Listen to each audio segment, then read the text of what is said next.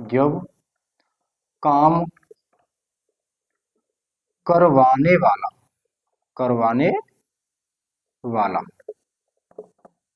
हो और करने वाला ना हो तो गेट का प्रयोग करते हैं। ठीक, ये है। अब सेकंड वाला रूल हमारा क्या कहता है? सेकंड वाला रूल हमारा कहता है कि जब काम करवाने वाला हो और करने वाला ना हो, काम करने वाला ना हो और काम करवाने वाला हो, काम करने वाला ना हो, तो बेटा गेट का प्रयोग कर देते हैं। इसका जो स्ट्रक्चर है, स्ट्रक्चर क्या होता है? स्ट्रक्चर की अगर हम बात करें तो सब्जेक्ट प्लस गेट्स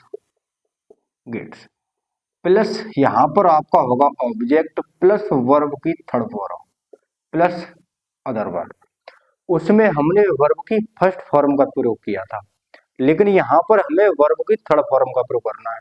यही तो मेन पॉइंट है, तभी तो हिंदुस्तान के हर बच्चे पे इंग्लिश नहीं आ पा रही, क्यों सीखने का प्रयास नहीं कर रहे हैं।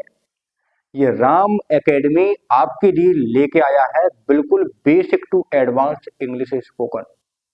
आज ही अपने रिश्तेदारों में, घर में, परिवार में शेयर कर दो क्लास को और थम्स अप कर दो। ठीक, यहां पर अब हम देखेंगे, जैसे हमने एक एग्जाम्पल लिखा, क्या लिखा? एग्जाम्पल लिखा है, मैं लता को पिटवाता हूं। ठीक है, यहां पर हमने लिखा कि मैं लता को पिटवाता हूं। किसको? लता को।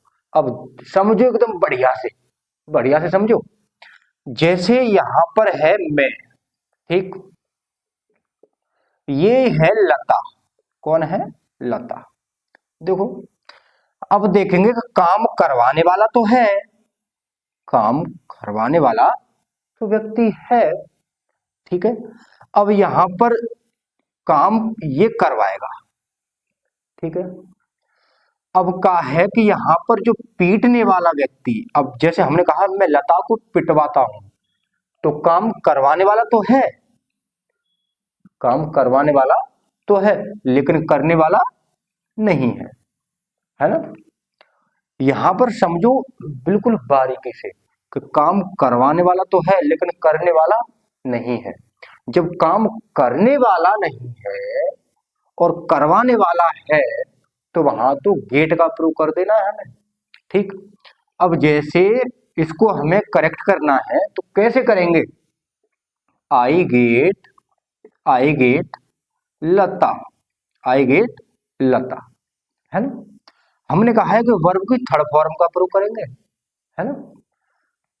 पीटना की जो थर्ड फॉर्म होती है वो क्या हो जाती है? बीटेन, BEATEN, है ना? आई गेट लता वीटेन। इस तरीके से हमारा सेंटेंस ये क्लियर होगा। अब एक मैं आपको होमवर्क में दे रहा हूं, उसका कमेंट बॉक्स में आप मुझे टाइप करके डालना कि सर इसका सही आंसर ये होगा। ठीक, मैं विनोद को पिटवाता हूं। ये आप मुझे कमेंट बॉक्स में डालना। ठीक, मैं विनोद को पिटवाता हूं।